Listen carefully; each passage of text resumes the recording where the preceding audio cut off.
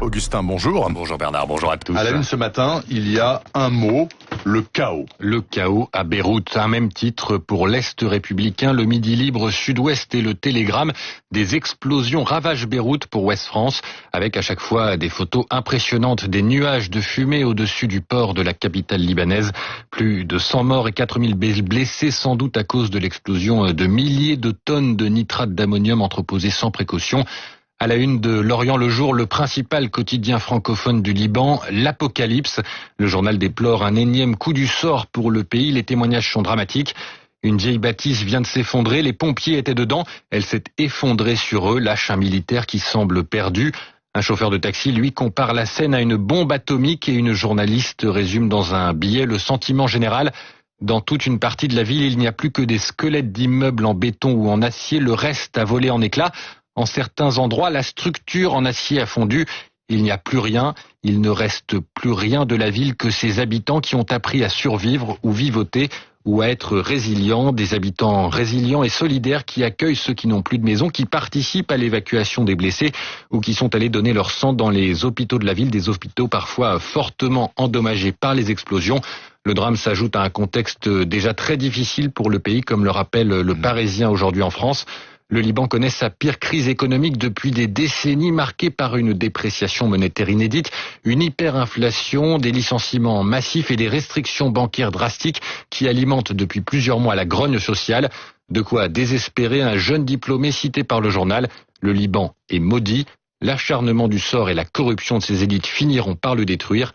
Un jeune qui ne pense qu'à une chose, partir n'importe où, loin de cette terre inhospitalière. Augustin, on revient en France avec vous pour un tout autre sujet. Le Canard enchaîné consacre un long papier à la fracture numérique. Oui, et il est parfois bon de se rappeler que ce qui est évident pour certains, se connecter à Internet, ne l'est pas pour beaucoup. Absolument. 3 problèmes, pointe le Canard. Le premier, le manque de réseau. Certaines zones ne sont toujours pas couvertes, malgré les promesses de l'État et des opérateurs. Le deuxième problème, l'outillage, l'achat d'un ordinateur et d'un abonnement est parfois trop cher pour les Français les plus modestes. Troisième problème, l'illectronisme, néologisme qui désigne l'illettrisme numérique, le fait de ne pas savoir comment ça marche, sur quel bouton appuyer.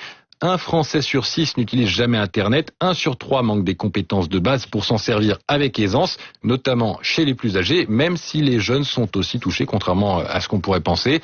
Et pourtant, il va bien falloir s'y faire. D'ici 2022, l'État veut numériser toutes les démarches administratives. Pour les exclus de l'Internet, il faudra payer. Des maisons de services publics existent dans tous les départements, écrit le Canard, mais les frais de déplacement ne sont pas remboursés. Diverses administrations proposent aussi des aides via des coups de fil à la caisse d'allocation, un coup de fil à la caisse d'allocation familiale et facturé 6 centimes la minute en plus du prix de l'appel local. Résultat, des situations absurdes comme le cas de ce Breton qui doit faire des démarches pour son permis de conduire. Il n'a pas Internet, il veut donc aller en préfecture, sauf que, pour prendre rendez-vous, c'est uniquement sur Internet. Conséquence, beaucoup d'administrés finissent par renoncer à leurs droits. 1/5 des Français l'ont fait au moins une fois au cours de l'année dernière. Autre exemple donné par le Palmipède, celui d'un chômeur radié de Pôle emploi parce qu'il n'a jamais pu compléter son dossier, faute de débit suffisant pour envoyer les fichiers nécessaires. Augustin, ce chômeur devra donc se rendre dans une agence de Pôle emploi, mais nous apprend le Parisien aujourd'hui en France, il ne sera pas le seul et il faudra y faire la queue. Le journal décrit page 7 la situation en Seine-Saint-Denis où les règles sanitaires conjuguées à l'afflux de nouveaux chômeurs provoquent des embouteillages. Extrait. En nage, malgré ses claquettes et son mini-short, une trentenaire est au bord de la crise de nerfs. Après une bonne heure passée à l'extérieur de l'agence Pôle emploi de Saint-Denis, puis une bonne demi-heure à l'intérieur, il ne lui reste plus que 3 petits mètres à parcourir avant la ligne d'arrivée, le poste d'un conseiller. Sauf que plus elle s'approche du but, plus le temps ralentit. Car ces 3 derniers mètres correspondent à 3 marquages au sol, pour 3 personnes et autant de situations complexes à éclaircir pour les agents. Privés d'Internet à la maison, comme beaucoup de monde ici, la trentenaire pourra bientôt s'actualiser. Alors un peu plus loin, un responsable de Pôle emploi donne une explication de ces files d'attente aux Parisiens. C'est un effet de loupe, la période d'actualisation attire du monde et il annonce que des milliers de conseillers vont être déployés en renfort pour faire face aux conséquences à venir de la crise économique.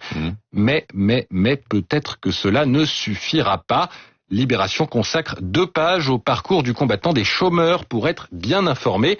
Le journal revient lui aussi sur la fracture numérique, mais au-delà, il parle de la complexité des règles qui font que même certains conseillers s'y perdent.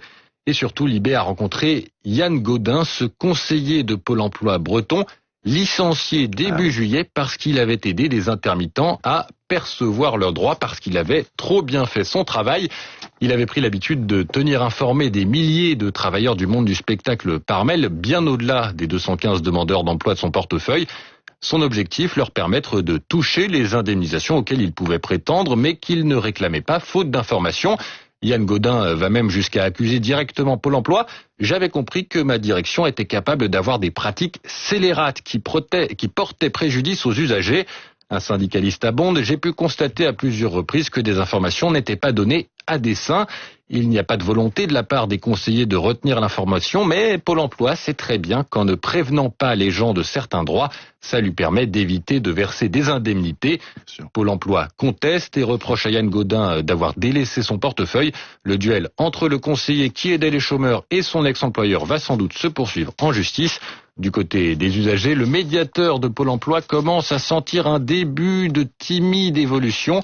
Il a été légèrement moins sollicité l'année dernière que les années passées.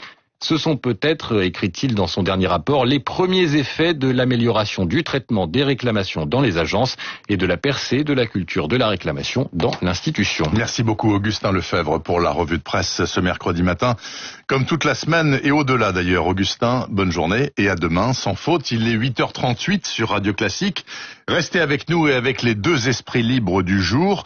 Louis aux haltères de Marianne, qui a désormais son rang de serviette à la table de Radio Classique, et Arnaud Benedetti de la revue Politique et Parlementaire.